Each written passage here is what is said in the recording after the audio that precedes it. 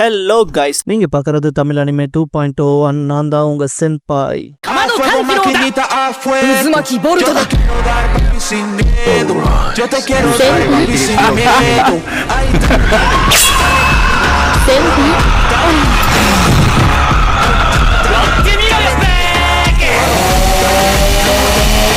இந்த வீடியோவில் முஷோகு டென்சையோட season 1 episode 2 பார்க்க போறோம். எடுத்ததும் ரூடியஸ் முன்னாடி வாழ்ந்த வாழ்க்கையை தான் காட்டுவாங்க. எடுத்ததும் ஃபியூனரல்ல காட்டுவாங்க.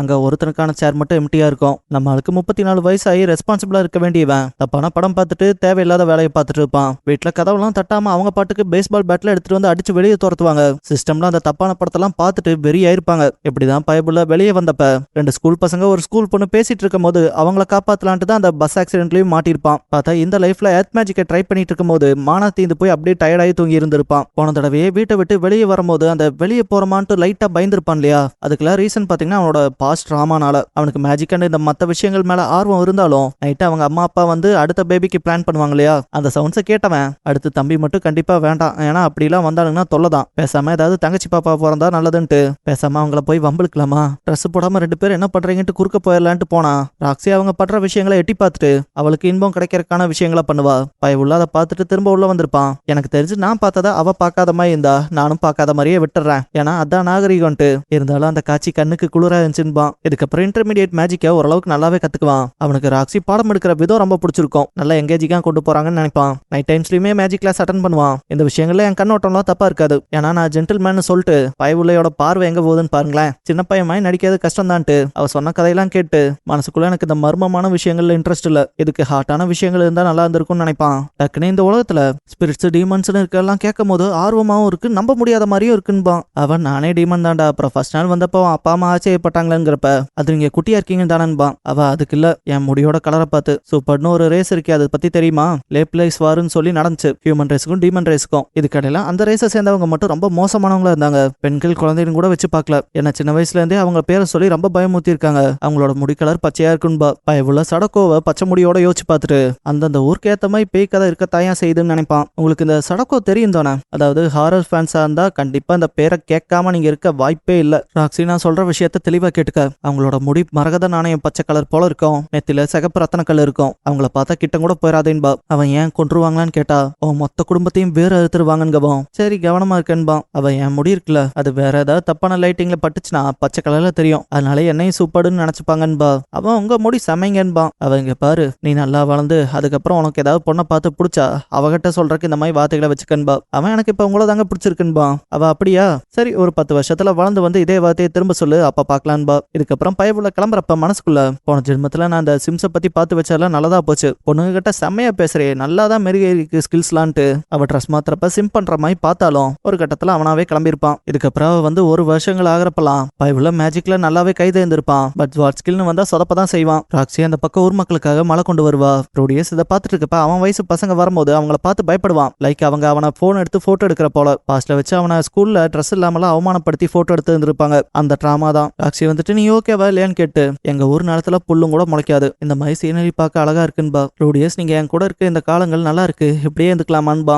அவ அந்த மலைகள் என்னன்னு தெரியுதாங்கவா, ரெட் டிராகன் மவுண்டனான்னு கேப்பா. நீ நல்லா படிச்சு அந்த பக்கவா. அப்புறம் அதுல இருந்து ரொம்ப தூரம் வடக்கு பக்கத்துல ரணவான ஒரு ஊர் இருக்குன்பா. அது பார்க்க எப்படி இருக்குன்னு கேட்டா அங்கெல்லாம் பனி பயங்கரமா புளிய ஆரம்பிச்சுன்னு வச்சுக்க, பனிக்கட்டிகள் என்ன விட பெருசா இருக்குன்பா. அவன் சூப்பர், நான் பார்க்க விரும்புறேங்கிறப்ப அவ அங்க இருக்க யூனிவர்சிட்டி பயங்கரமானது, மாடர்ன் தியரில சொல்லி கொடுக்குற ஸ்கூல்பா. ரோடிஸ்க்கு ஸ்கூலுங்கிற வார்த்தையே பிடிக்காது. அவ ஒரு நாள் நீ அந்த ஸ்கூலுக்கு போகணும், நிறைய கத்துக்கணும்பா. அவன் நீங்களே போதும் எனக்கு எதுக்கு ஸ்கூல்பா. அவ மாஸ்டர்ங்கிற வார்த்தையே என்ன சொல்லாத, நீ சீக்கிரமாவே நான் தாண்டி போயிருவ. உனக்கு ரொம்ப பவர்ஃபுல்லா இருக்கவங்க தான் மாஸ்டர் இருக்க தகுதி உள்ளவங்க. ஒரு நாள் நீயே அதை புரிஞ்சுப்பீன்பா. அவளால நம்ம பயவுள்ள மாதிரில வெறும் கையால மேஜிக்க பண்ண முடியாது, அதை ஆம்பிளிஃபை பண்றதுக்கான ஸ்டோன் இருந்தா மட்டும்தான் முடியும். அவ அதனால கொஞ்சம் தாழ்வு மனப்பான்மையோட இருப்பா. பயவுளுக்கு 5வது பிறந்த நாள் வரும். அதை பயங்கர கோலாகலமா செலிப்ரேட் பண்ணுவாங்க. இங்கெல்லாம் பார்த்தா 5, 10, 15ங்கிறத பயங்கரமா செலிப்ரேட் பண்றது பெரிய பையனாக இருக்கு. நைட் எல்லாரும் சாப்பிட்டு முடிச்சதுக்கு அப்புறம் பால் குரலை வித்தையெல்லாம் காட்டுவான். இதுக்கப்புறம் கத்திய பையனுக்கு பிரசண்டா கொடுப்பான். அவனும் வாங்கிட்டு ரொம்ப சந்தோஷங்கிறப்ப இங்க பாரு, ஒரு நாள் உனக்கு மனைவி குழந்தைகன்னு வருவாங்க, அப்ப அவங்கள பாதுகாக்கிற அளவுக்கு ஸ்ட்ராங் ஆயிக்க. இந்த பாதுகாக்கிற பொருளை பாதுகாப்பா வச்சுக்கிறது தான் உன் கடமை. எப்பவுனே அதீத பலத்தை மட்டுமே நம்பிக்கையா வச்சுக்காத.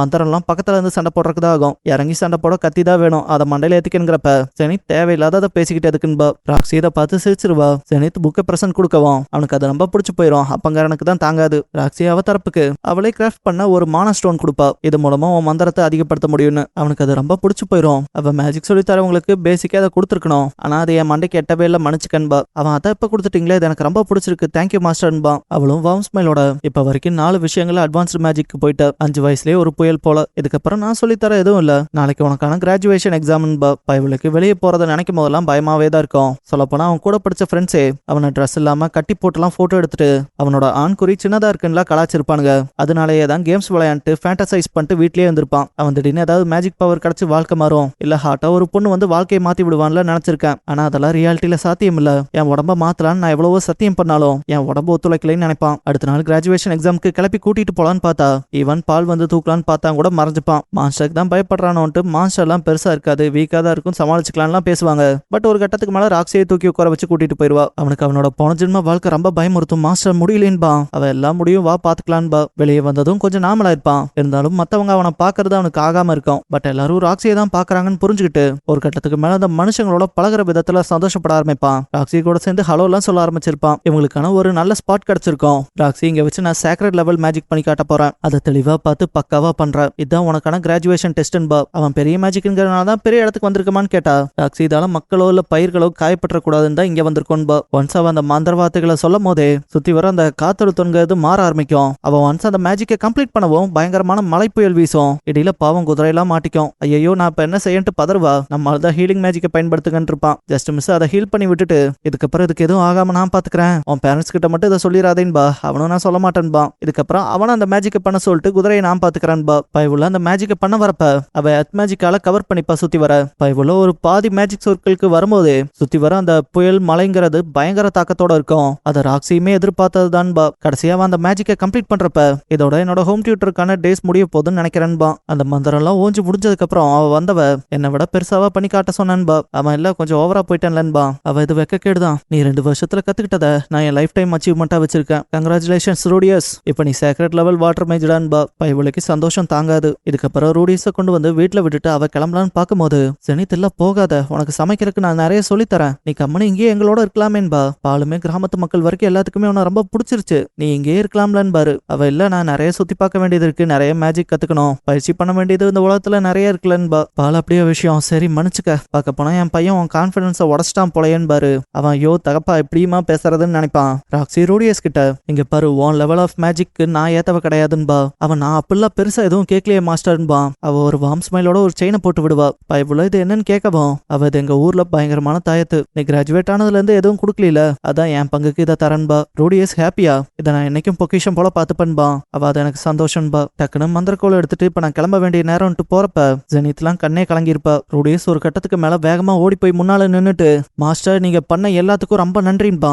மனசுக்குள்ள இவளால நான் நிறைய கத்துக்கிட்டேன், இவளால எனக்கு நாலேஜ் எக்ஸ்பீரியன்ஸ் டெக்னிக்னு நிறைய தெரிஞ்சது. அதெல்லாம் விட ரொம்ப முக்கியமா அவ என்ன வெளியே கூட்டிட்டு வந்தா, அதுவே எனக்கு பெரிய விஷயமா படுது. கிட்டத்தட்ட எனக்குன்னு இந்த டிராமா 20 வருஷ காலமா இருந்துச்சு, அதை வெறும் ஒரு நொடியில போக்கிட்டா. என்ன ஹீல் பண்ணிருக்கா. அவளுக்கு அவ பண்ண காரியம் எந்த அளவுக்கு எனக்கு பெருசுங்கிறது தெரியாட்டியும் அவ எனக்கு அதை பண்ணிருக்கா. அதனாலயே நான் வாழ்ற காலம் வரைக்கும் அவளை என்னன்னைக்கும் மதிப்பன்பா. இதுக்கப்புறம் ரூடியஸோட ரூமை கிளீன் பண்றப்ப லிலியா ராக்ஸியோட பேண்டிஸ் அவன் திருடி வச்சிருப்பான், அதை எடுத்து கையில வச்சிருப்பா. பயவுள்ள மனசுக்குள்ள ராக்ஸியோ ஞாபகத்தமா இருக்கட்டும் தான் எடுத்து வச்ச மன்னிச்சுக்கன்னு நினைப்பான். இந்த இடத்துல மாஸ்டர்ங்கிற இந்த எபிசோடோட டைட்டில் போட்டு இதோட இந்த எபிசோட முடிக்கிறாங்க. எப்பவும் போல வீடியோக்கு ஒரு லைக் போட்டுருங்க.